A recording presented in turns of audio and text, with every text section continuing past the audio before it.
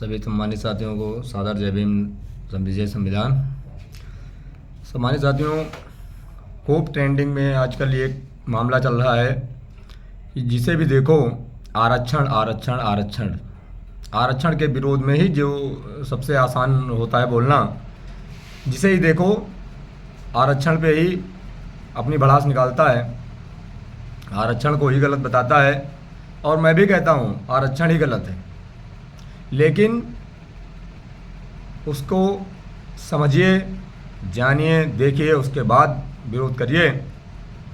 सम्मानित साथियों, आरक्षण हमें भीख नहीं मिला है, हमारे ऊपर एहसान नहीं है, बल्कि आरक्षण वो है जो हमारे दो हाथों को काटकर एक हाथ हमें दिया गया, उसे ही आरक्षण कहते हैं। सम्मानित साथियों, 1 सितंबर 1932 को द्वितीय गोल मेज कॉन्फ्रेंस के दौरान जब हमारे परम पूज्य बाबा साहब उसमें भाग लेने गए और समाज की दयनीय स्थिति को वहाँ पर दिखाया और उसकी बेहतरी के लिए हक अधिकार मजबूत करने की बात कही और संघर्ष किया, काफ़ी विचार विमर्श के बाद वहाँ से हमारे समाज को दोहरा मताधिकार का अधिकार प्राप्त हुआ, जिसके विरोध में तथाकथित बापू, तथाकथित राष्ट्रपिता महात्मा गांधी जी ने आमरण अनशन किया दोहरे मताधिकार के खिलाफ, जिसके फलस्वरूप कोई बीच का रास्ता निकाला जाए और उसका फल ये मिला कि आरक्षण के रूप में हमारे दोहरा मताधिकार को हमसे छीन लिया गया। और बाबा साहब को इस बात के लिए बहुत ही पीड़ा हुई और मैं भी चाहता हूँ कि आरक्षण ख़त्म कर दिया जाए, लेकिन हमें हमारा दोहरा मताधिकार वापस दे दिया जाए। अगर आप के अंदर इतनी क्षमता है कि आप हमें हमारा दोहरा मताधिकार वापस दिला सकते हैं तो ही आरक्षण पर बोलिए, अन्यथा आपको आरक्षण पर बोलने का कोई अधिकार नहीं।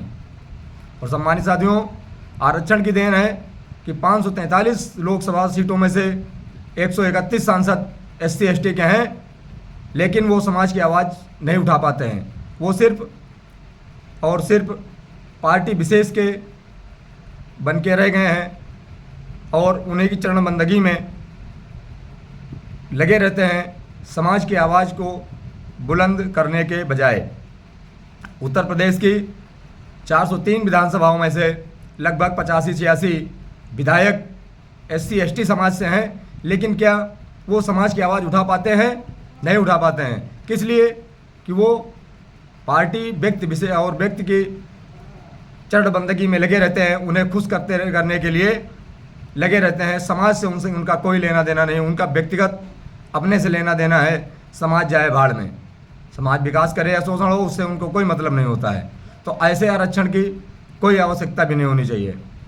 लेकिन पुनः मैं आरक्षण विरोधी साथियों से कहना चाहूँगा कि कृपया, अगर आप सब 1932 में मिले, गोलमेज कॉन्फ्रेंस में मिले, दोहरा मताधिकार के हमारे अधिकार को हमें वापस दिला सकते हैं, तो आरक्षण को शौक से ख़त्म करिए और हम आपके साथ हैं। लेकिन अगर उसमें सक्षम आप नहीं हैं तो कृपया अपना मुंह बंद रखें, क्योंकि ये आरक्षण भीख नहीं है। आप पूरा पैक्ट पढ़िए और 1932 द्वितीय गोल मेज कॉन्फ्रेंस को पढ़िए, समझिए, तब आरक्षण पर ज्ञान दीजिए। अगर हमारी बात से किसी को ठेस पहुंची हो तो उसके लिए माफ़ी चाहता हूं, लेकिन मैंने ये बात बोली है, इस पे हमें कोई तकलीफ़ नहीं, कोई खेद नहीं है। कृपया सभी साथी अपनी अपनी राय जरूर दें। यदि हमारी आवाज़ सही है तो कृपया सभी साथी हमारा मार्गदर्शन करें और हमारी आवाज़ को बुलंद करें। सभी सम्मानित साथियों को पुनः क्रांतिकारी जय भीम, जय संविधान, बहुजन समाज जिंदाबाद, बहुजन एकता जिंदाबाद।